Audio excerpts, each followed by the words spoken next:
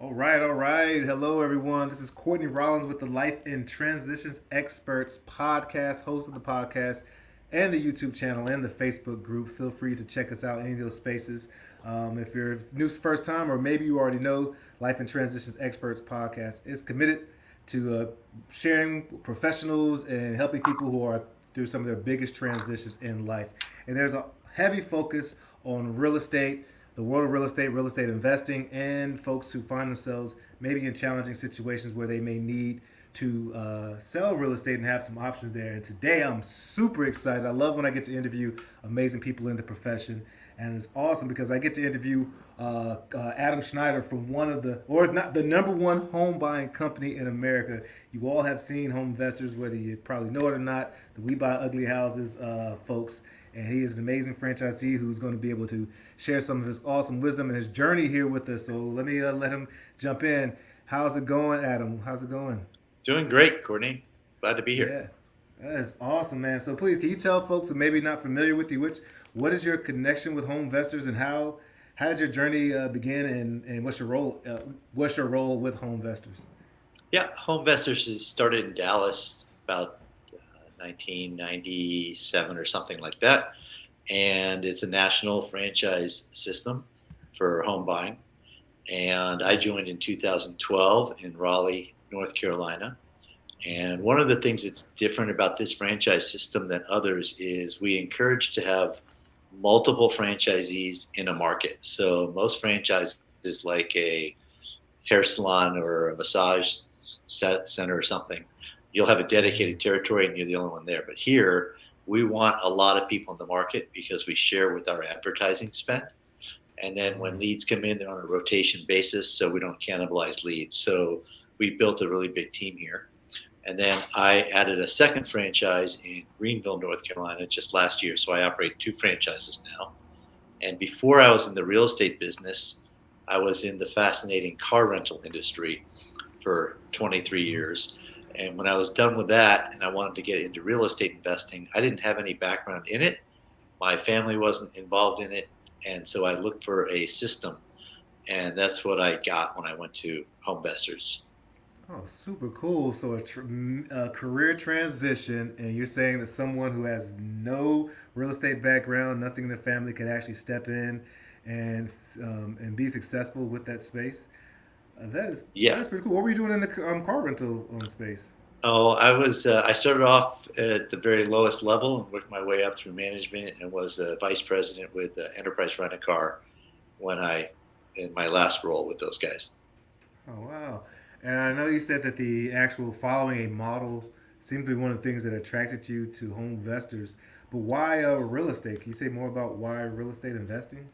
Yeah. So when I was done with the corporate world and I wanted to do things that were more entrepreneurial, I started going through the list of things I didn't want to do.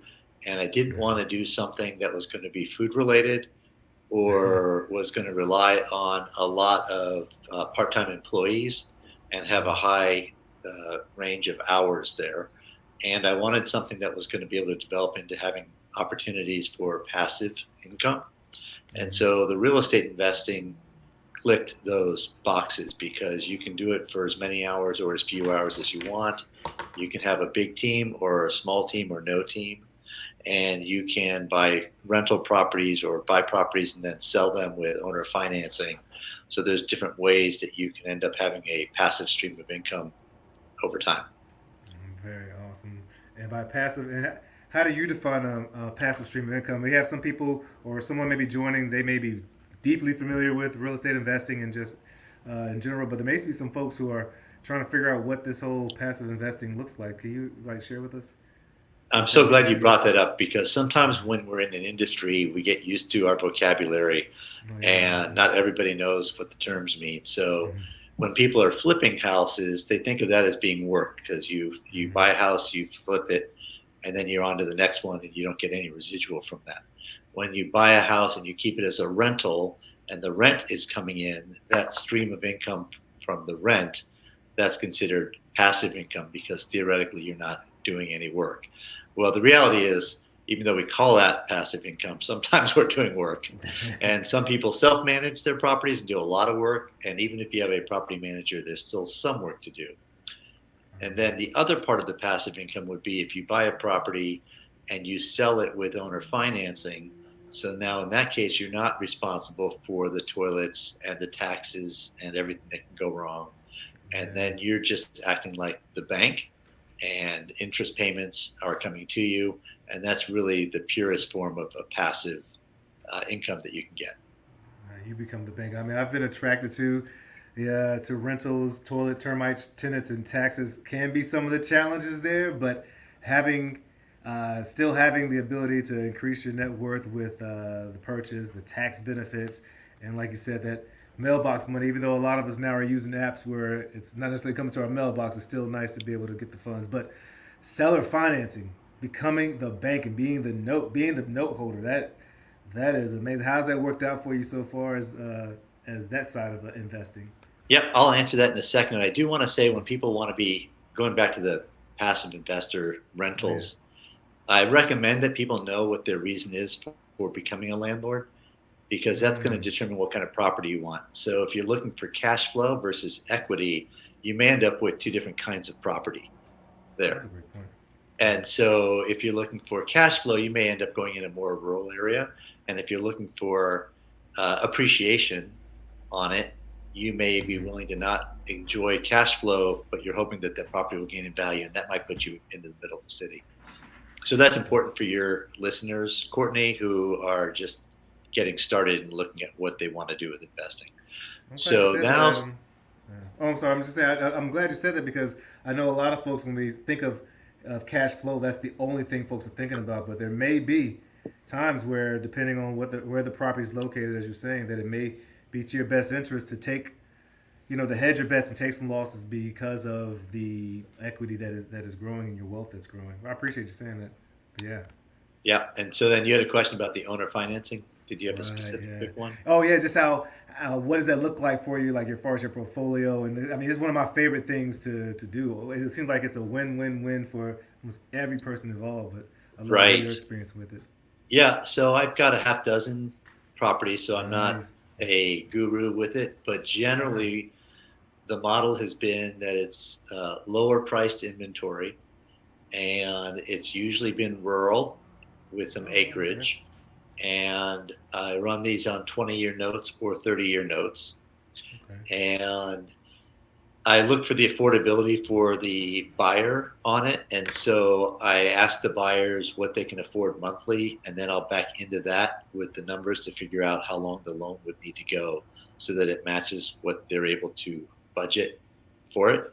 Right. And on the front end, if you're doing this, I use an RMLO, a residential mortgage loan originator, to vet the borrower. So the borrower would fill out all this paperwork, and that RMLO would confirm that this person's going to be able to handle the debt service that they're about to incur.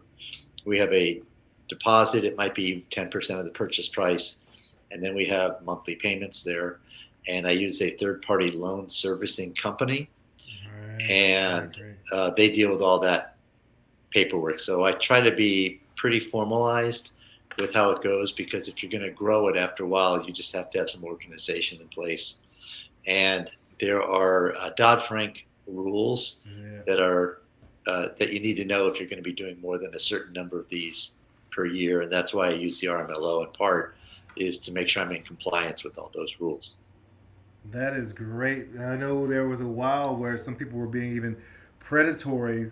There's by and large, I think people who are in real estate investing, and just people in general, are good folks. But there have been times where I've come across investors who sometimes set up seller financing and set up the end buyer in a position where they're not going to win, and they may even sometimes brag about it never even completing a seller finance deal where the end buyer is not able to purchase. So having an RMLO, a residential mortgage loan officer, and being Dodd-Frank compliant is awesome. I mean, it doesn't mean that it's not great that your loan is supported by a hard asset. In case you do unfortunately have to take the back, but it's great that you're doing that. I also think it's awesome that you may have heard Adam talking about a note servicing third party note servicing company. These folks, you can put it right into the monthly payments as well. You can up to like 49, 30. I don't know how much your service are charged in general, but for them to be able to service, do all the administration paperwork, I'm imagine is a great part of your team. That's not on your team, but is a part of your team. Yeah, that was a really important piece to do. They don't all have the same bedside manners, but they're efficient. And I want to say it's $30 or $35 a month, and that can Yeah. be a responsibility of the borrower.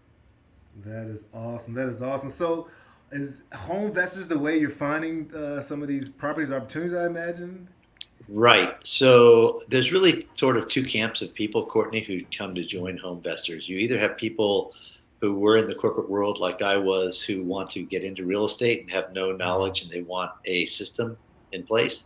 And then the other group is people who are investors and they're just dissatisfied with the ability to acquire leads and acquire business. Mm.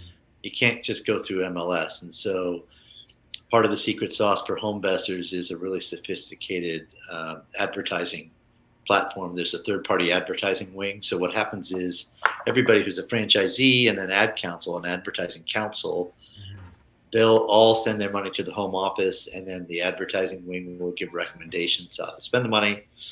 And then these leads go directly to sellers, and the sellers call us up, and then we go on appointments, and we go from there. So that's the reason a lot of people join, is that they want someone else to deal with the lead generation. That is awesome. Lead generation is in the space. Finding the deals. That's like the secret sauce of That is the anything, secret right? sauce. Well, what does it look like for a prospective investor to come to home investors? How do you vet them? How do they find out if they're able to apply? What are the I guess the criteria? Right. The first thing I would say is, if somebody's kicking it around, is recognize that this is something that you want to be doing and thinking of as a full-time Okay. employment, in my opinion. If you're a hobbyist and you just like to do the Right. work on flipping a house and you wanted to buy one house or two houses a year, I Right. would not get involved in any kind of system or network like this. It's just too expensive. I would just pay whatever the fee is going to be to go through a wholesaler or find it through some other third party. But if you want to do volume and you want to look at this as a business, then you should do your due diligence, and you can apply and talk to a local franchisee, or development agent is a term. That's what I am, where you that person helps you to onboard and with coaching.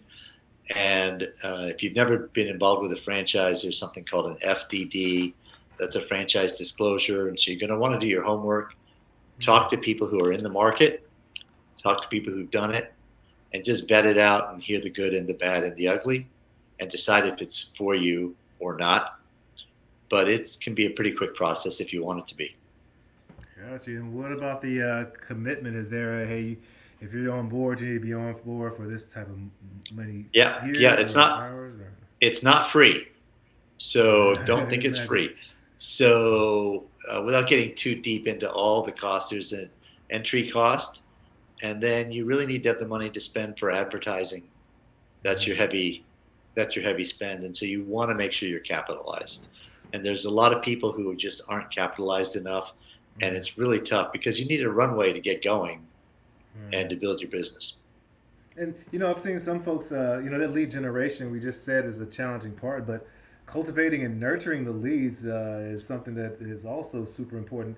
What does the support look like for home investors there?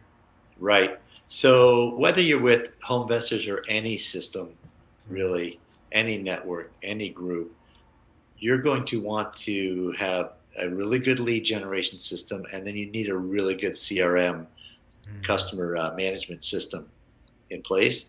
And so part of what you pay for when you join a HomeVestor system is the CRM system and help with cold drip campaigns and follow up systems and strategies and all of that. Because most of the time, you don't buy a house on the very first appointment that you go on at someone's house. Absolutely. Most of the time, it takes a while for things to percolate and for the timing to be right. Right. I think that's what separates a lot of the folks from the competitors, the folks who can have a strong system for nurturing, cultivating, and follow up these leads. Now, are most of the leads is dispo handled by home investors, or do you all have an option of how you want to dispo, whether you want to flip or hold on to them, or even assign or turn them into notes? It sounds like you're able to turn some into notes. What is there any policy, or what does that look like as far as dispo for the properties you're getting in? Yep, the disposition's a great question. So in a franchise system, every franchisee, their company is independently owned and operated. Oh So wow, different, okay, yeah. So different people are going to have different strategies for it. okay, all right. The recommendation that we have when people first start is that they don't get involved in a really big rehab, because what ends up happening is that person's working just on the one house and they're not building their pipeline. And the better strategy is to be working on your business, building your pipeline, and getting in and out of your first properties fairly quickly so you get cash coming back in, All right. and then you can grow it. So we recommend that people, well, most of the stuff that I have is I'll buy it, and if I don't want to rehab it, I'll just take title to it, clean it out, and then put it on MLS. When I first started, I would do a lot of assignment. And so for people who don't know what that is, that means that you're going under contract with the seller and you're not selling the house, but you're selling your contract, or you're assigning your contract to the end buyer. And the reason that I've stopped doing that is it's relying on the end buyer to actually be able to get funds and come to the table and close. And I don't want to leave the seller hanging at the 11th hour. So I'm always prepared to take title. And I've just decided to just take title, clean it out, and then put it on MLS. So that's one disposition strategy. Sometimes I will do the renovations. I'm frankly not great at rehabbing. I don't really enjoy it, and I get aggravated by it. So I don't do that as a huge portion of all of my disposition. I have built a portfolio of rentals and short-term rentals and mid-term rentals, and now I'm just dipping my toes, like we've talked about, into the selling with owner financing. Well, that's pretty powerful, Adam. And you have this machine, and you get to leverage the brand name and the ad spend of HomeVestors, and then you get to come in and have different strategies at your own disposal. I think that's a pretty powerful model for folks who have the funds to invest long term. What's something that makes you smile or surprised you from that transition, years ago, to being having two franchises and working in real estate? Well, we advertise that we're going to help people who are in ugly situations. Mm-hmm. So we end up talking with a lot of people who are just in really tough, ugly situations. And some of them are crazy. So I bought houses from two people, Courtney, who didn't know that they were still married. Wow. So I feel people should know what their marital status is. That should seem like a basic level. And let's see, those are two ones that made me smile. But every once in a while, someone will just say something funny. So one of my earliest ones, I went to the seller's house and I asked the seller why she was willing to sell to us instead at a discount, Right. instead of selling on the market. And she said, Adam, I'm living with my boyfriend. He's younger than I am, and I want to break off this relationship, but I don't want him to know I'm selling the house until it's under contract. Oh. And she says, the younger men are so immature. I don't want to be around them anymore. And so, Courtney, how old do you think this lady was? Oh man, I couldn't even imagine it. I don't even know what's her age. She was 80 years old, and her boyfriend was 75. Perspective. And Oh man. she said she didn't like being with the younger boyfriends anymore. Oh man. So that Hey, one, a problem solver right there, man. Yeah. Hey, yeah. So that one I, made me smile. I was going back to your point too that I thought was pretty cool, especially like the situation right here. You're helping solve people's problems, and it seems like every person, well, they say success leaves clues, and every successful investor, whether they're have discussed making sure that you solve problems. One of the cool things that I heard you say is you're talking about wholesaling. Some people say you take the title, clean it up a little bit, and perhaps you list it or you have some source, but you have the title, and that gives you the opportunity to go with confidence to a seller who's has a problem and be able to say, "Hey, we're going to be able to resolve this issue for you." That is so powerful right there. What other characteristics do you think a someone who's going to be successful using this model needs, or just really successful in general as a real estate investor?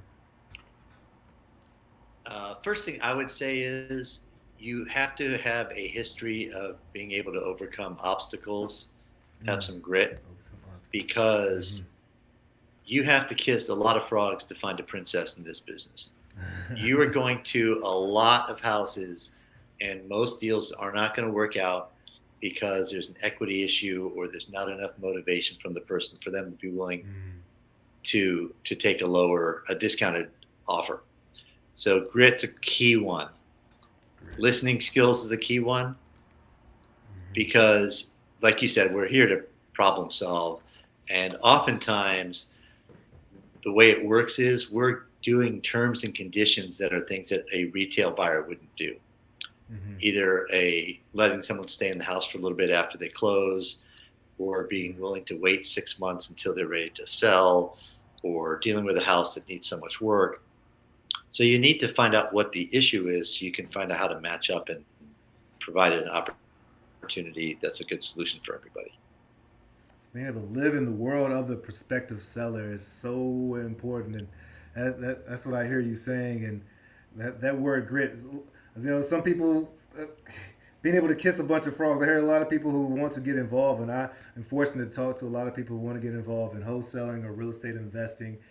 And I think some come with the expectation that they can just call the first person up, and when they find out that it's simple but it's hard work, I think they're turned away. And it's like finding gold. You have to dig through the dirt if you're going to find the gold, and you have to be willing to do that. So when you have that ability, sustaining power, then it comes back tenfold. I saw you had to give shout out to David Machine. I don't know if I'm saying his last name properly.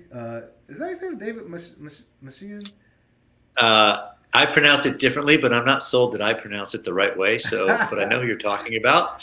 Yeah, So I'm not gonna override you. I'm gonna just nod my head. We're gonna go with David. He's an awesome gentleman out in North Carolina who puts on Deal Exchange. Actually, has one set up for tomorrow. This is January 24th, but set up tomorrow, January 25th. Reach out to me, and I can connect you if you're listening and you want to join his meetup and networking events. He does the networking events so that people like me and Adam and contractors, lenders, developers can get together and really talk and do business and work because, like so many things in life, it's a team sport. Is that something that you do normally? Go to networking events? How do you stay fresh and connected with people in this field of real estate investing? Yep. So there's three chapters for me for this. One is pre-COVID, one's during COVID, and one's after COVID. So That sounds really pre-COVID, I good. was really active in going to networking events. And what I tell people when you go to a networking event is you want to have a goal for what you're Have trying a to goal, right? accomplish, and you want to have your elevator speech. That's what you are all about. And you want to look for specific people who are a target for that, a match for you, not just talking with everybody. Because if you're talking with everybody but not with a targeted plan, you're going to find that you're wasting time and then you're going to stop going. If, on the other hand, you have a targeted plan, specifically saying what you're looking for and how you can help, then you're going to gravitate to people who are going to be connections, just like you and I became a connection so Mm-hmm. quickly off of that. And that's helpful. So that was that. Then when That's a COVID, great it point. all got turned upside down and it was all virtual. And it was a good and a bad because more people were willing to go on these Zoom calls. So you're having more people doing it, but they were only sort of half paying attention Right. when they were on them. It just has a different feel. And Mm-hmm. then post COVID, I'm just getting back into it, and I think that's how everyone's feeling. But in our local market, I recommend to people to go to this thing that David has, Bigger Pockets. I recommend people go. They have a once a month meeting, and Bigger Pockets is a national thing. You can go to biggerpockets.com and sign up for their subscription. Mm-hmm. But we have a great local leader here in Raleigh. And then most parts of the country have a REIA, a Real Estate Investor Association meeting. And so if you just go to these meetings, you'll start to find the right matches, but just make sure you have a purpose for why you're going to the meeting. Absolutely, mission and a purpose. That is, yeah. Coming back with 10 to 20 business cards, even though many people don't have business cards anymore, it's not going to be as effective as going in with a purpose. And I think, I mean, a lot of people. Well, there's a lot of different personalities that are in real estate investing, but I think having a mission and purpose going in helps folks who maybe aren't as extroverted. You know what you're looking for, and you know what you're hopefully bringing to the table. So that's an awesome tip and awesome tool. And I didn't know that Bigger Pockets was local. I had to get that information from you and put it in the seller notes and show notes and check it out myself. So I appreciate that. Yeah. Ryan Cassidy's the guy who hosts it, and it's on Glenwood Avenue. Usually, it's once a month. Right up the street from me. Right up the street. Yeah. So remind me after the show, and I'll send you the details. Oh, please do, please do. So if there was someone who feels like they have some funds and they're ready for a model, or I feel like they're just in the stage where they want to attempt to be a franchisee or work with you, how would they get in touch with you? What's the best way for them to connect with you? Great question. Thanks for asking. So my first name, Adam, my last name, Schneider, SCHNEIDER, at HomeVestors.com, or they can look me up on LinkedIn, and those are probably the two fastest ways to do it. So it's Adam Schneider, right? Yes, Adam Schneider at HomeVestors.com. And I'll this is live right now, but I'll also maybe we'll show it. I'll also put this in the show notes when it actually is published on YouTube and published in the different podcast formats. So definitely reach out to Adam if you have any questions at all. Do you guys offer any? I mean, I imagine there's you have, with folks having funds, there's a level of experience that, or at least savvy, that's needed. But as far as coaching and mentoring, I'm sure you don't just give them the reins and let them go. What does that look like ongoing? Yeah, that was an important part for me when I joined, is that I wanted something that had a system there. So the way it would work in this organization is there's a week of training at the home office. I'd equate that to like basic training in the military. Okay. And then after that, there would be a development agent assigned to you. So that's your coach on the ground. And once a month, there's advertising council meetings here with other franchisees who are usually really supportive. And a couple of times a year, there'll be a convention that's held. So there's constant ongoing training throughout. That is awesome. That is awesome. I love doing these interviews. I get to learn so much. I get to connect with awesome folks. And I've always seen that We Buy Ugly Houses. So you guys, they are everywhere. I mean, if you're listening to this podcast, you know, Big Brother, Google, and Yahoo's I'm sure it's gonna pop up now because it's just powerful. But that's great. You got to be loud, right? You know, every day you got to be loud and let people know. So I really appreciate it. Is there anything else you want to leave our audience with, life and transitions experts? I'm grateful, Courtney, that you do this for people. You give people an opportunity to hear how people in this field work, and it's just really appreciated. So thank you for doing this for everybody. Man, thank you for being so willing. You know, somebody from such a large program and organization, you are extremely accessible, Adam, and I think that probably is why you've had so much success being able to connect with folks, because you know people are set up the systems there and they're giving you the lead generation, but it's you and your team that has to follow through. So obviously you have awesome tools, man. I really appreciate that. Everyone, this is the Life and Transitions Expert Podcast. If you want to share your experience, whether you're new or whether you're seasoned like Adam, feel free to reach out to me. I would love any, the like, subscribe, any feedback you can provide is awesome. We love growing. We love getting feedback. And I'll sign off as I always do. Life and Transitions Experts, LITE. Let your light shine. Cheers.